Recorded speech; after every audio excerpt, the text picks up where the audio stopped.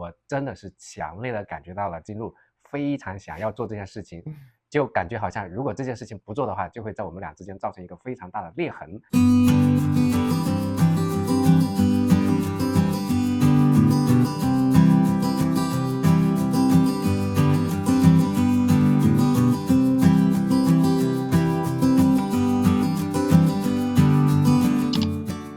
大家好，我是金路。大家好，我是文武，欢迎回到我们的频道两个爸爸养娃记。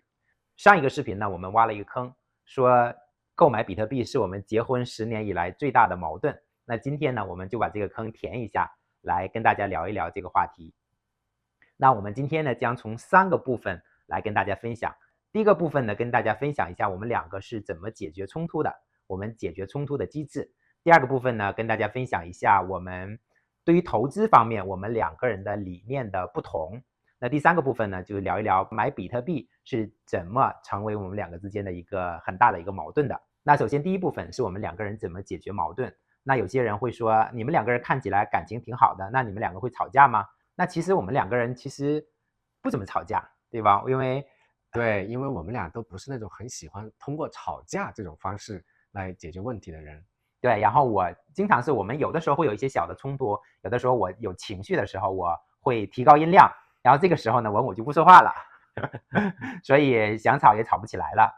那往往这个时候呢，我就开始，我看见他不说话了，我就知道他文武生气了，那我就开始自我反省，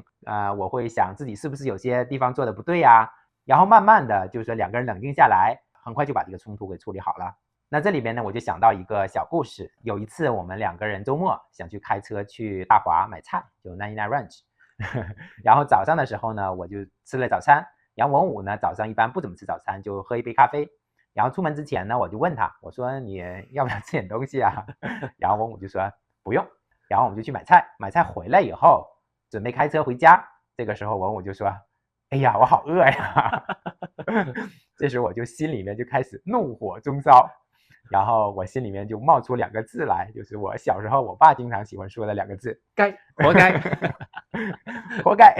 说那早上让你吃东西你不吃，现在你现在你又觉得饿，该，活该你饿。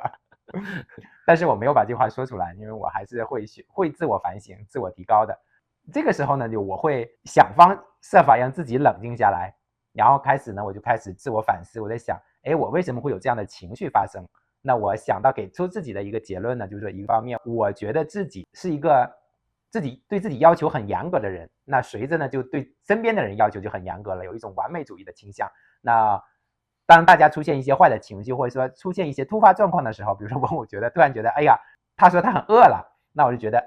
那我们之前是不是没有计划好啊？怎么会出现这种情况下？之前没有准备好，没有把这些事情都准备好处理好，那让这种事情发生，那我就觉得是不是自己的责任呢？然后我就觉得好像有点在自责，然后变相的也会在责怪他，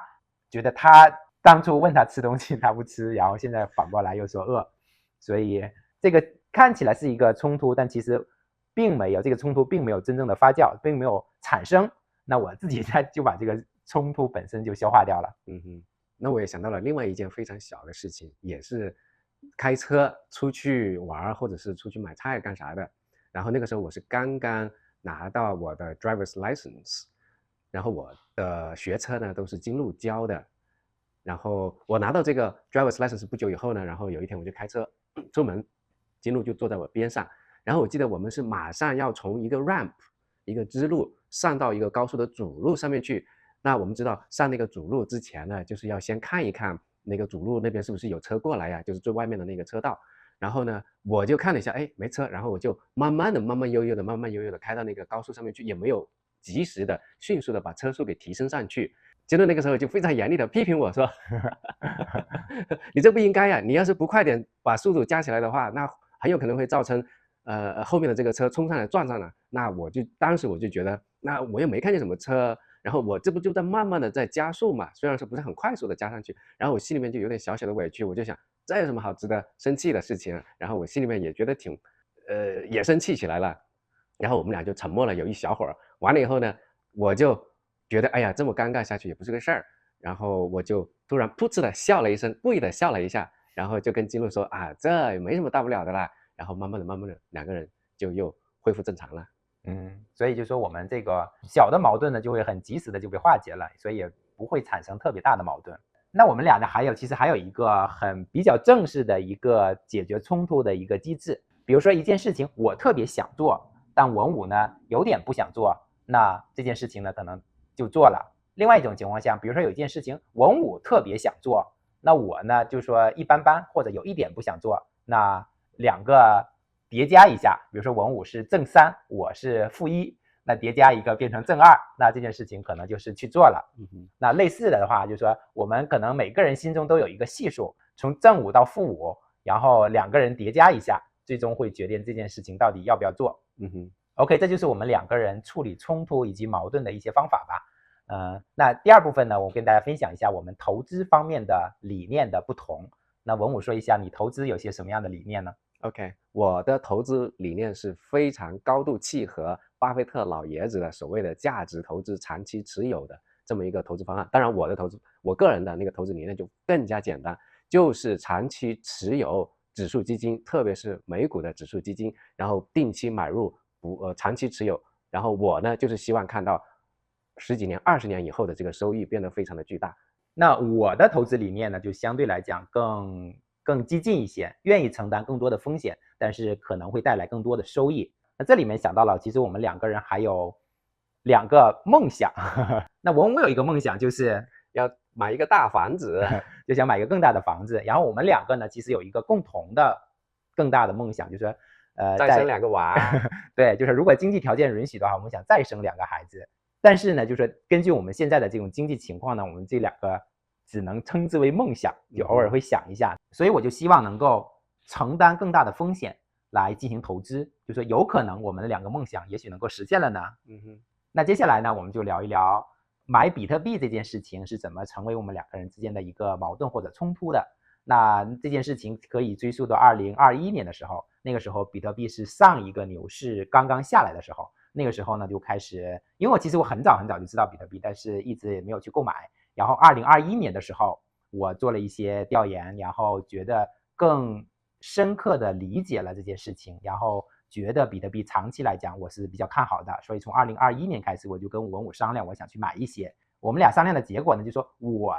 想使用一个比较大的这种资产的比例去购买，但文武就觉得比较保守，他就说一个很小的比例。最后我们做了一个妥协，得到了一个中间的方案，就是说分配我们的资产的一个小的比例去购买加密货币。那之后呢，比特币就经历了一个熊市，就沉寂了一段时间。那转眼就到了今年，根据我的一些了解和判断呢，我觉得比特币可能在未来的1-2年又会经历一个牛市。那我觉得我们应该抓住这个机会去购买更多的比特币加密货币，能够让我们的财富更多的增值。然后我就跟文武商量这件事情，但是文武给我的第一个答案就是 no， 不可以。当初你怎么想的？我就觉得风险太大了，我又不怎么看好比特币，就说 OK， 从长远的未来几十年的角度来讲，我觉得加密货币或者区块链整个这一方面呢，应该是未来，这个是可期的。但是我现在就还没有完全看懂比特币以及它的应用和它的发展，我就觉得这个东西有点太虚了，它的实际应用价值还没有发掘出来。大家可能就是说的听得比较多的，可能就是利用比特币来洗钱啊，利用比特币来黑市交易啊等等，就这些东西在我看来就太不靠谱了，所以我就觉得风险太大，看不懂，不怎么愿意投。巴菲特老爷子不总是说嘛，你不要投资你看不懂的东西。OK， 所以你给我的答案就是 no。 对，然后他非常坚定的就是 no， 然后我也试图去说服他说比特币这个东西有用啊，长远的发展可能会增值啊，但是他会就立刻一种极其肯定的态度就立刻把我反驳回来。然后那天聊的也就不怎么愉快，就不欢而散。但是我们2个人没有吵，因为我看他有一点情绪出来，然后我也就闭嘴了，也就不说了，然后就暂时搁置这件事情。但又过了几天呢，然后我就在想这件事情，我对这个东西还是挺有信念的，所以我还是非常想做这件事情。然后我就在想，我既然不能够从比特币这个事情本身去说服你，那我就只能从另一个角度出发，诉诸于我们之间的信任和感情。所以那天晚上我就一个晚上基本没怎么睡，然后就辗转反侧的想这件事情，然后我就想到了2个 proposal 2个提案，我就还很正式的写了一封电子邮件，那天晚上2点多钟的时候写了一封电子邮件给文武，我说我有2个 proposal， 第一个 proposal 呢就是说 OK 我想加仓加密货币，那我想动用我们现在可以动用的这些资金，然后去加仓，那给我3年的时间，如果我们能够得到一个比较好的投资回报 OK 那以后我们就会继续使用这种投资理念投资方法，那如果说不行的话失败了 OK 那我就说妥协，那就以后的投资就按照你能够接受的比较保守的投资方式进行下去。第二个 proposal 呢就相当于打一个赌，那就是说我觉得在未来2-3年这个加密货币的牛市里面，我觉得比特币还能再翻倍，那我就说 OK 2年之后2年之内如果比特币能够翻倍，那就证明我的判断是对的，之后呢那就按照我的方法进行来投资，但是我觉得这样来做呢你就可能错过了这轮牛市，所以我就跟文武说，我说这有2个方案，我非常想选方案1，但是呢如果你非常要坚持选方案2的话我也能够接受，所以我就把这2个 proposal 写了一个很正式的电子邮件发给文武，然后第2天早上呢，然后他就起来做咖啡，然后我就兴致勃勃的跑过去，我说我这2个 proposal 你看了吗？然后他说我看了一眼还没仔细看呢，然后我就心里面有点非常失望，我就觉得他是不是在故意的用这些事情来故意的去拿捏我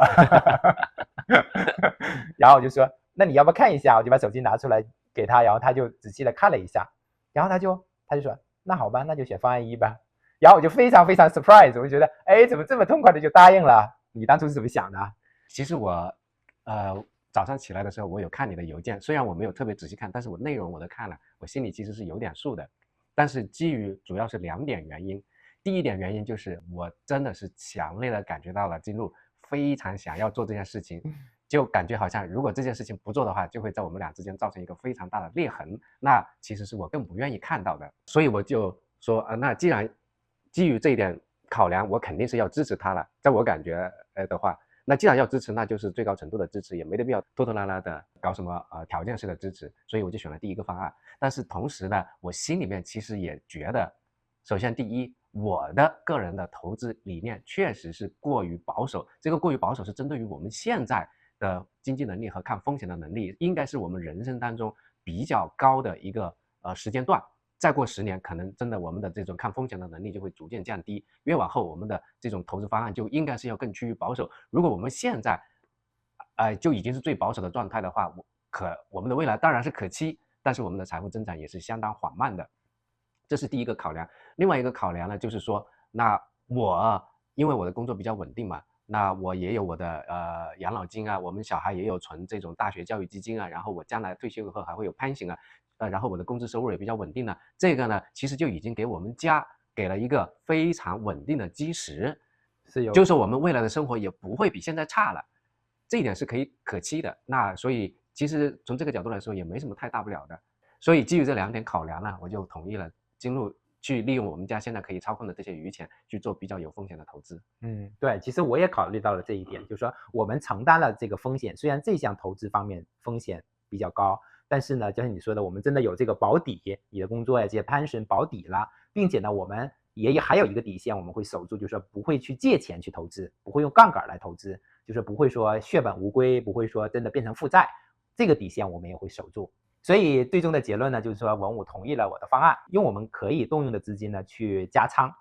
加密货币，争取在即将到来的这一轮加密货币的牛市里面能够获利，能够有一个好的收益。那我觉得我自己还是挺期待的。OK， 那我们1年2年以后再说吧。好，那今天的4期视频呢，就跟大家分享了一下我们2个人如何解决冲突和矛盾的，然后呢聊了一下我们2个人在投资方面的理念的不同，最后聊了一下我们这个加密货币购买比特币是如何成为我们之间的矛盾和分歧，以及我们2个人是如何解决的。那最后想说一下呢，我们这期视频呢只是分享一下我们的观点和我们的做法，这也不构成投资建议啊。特别是如果您对比特币没有一个长期的信念，不能够买来之后坚持10年，就是看着它价格的起伏坚持10年，那你是坚决不要去买。那好吧，那今天的视频就到这里了，拜拜。感谢您收看我们的视频，如果您喜欢这期视频，请您点赞、如果您还没有订阅我们的频道，欢迎订阅，这样 YouTube 算法就会把我们的视频和频道推荐给更多的观众。您的点赞和关注，我们全家都表示衷心衷心的感谢，感谢。耶！谢谢你，谢谢你，谢谢你。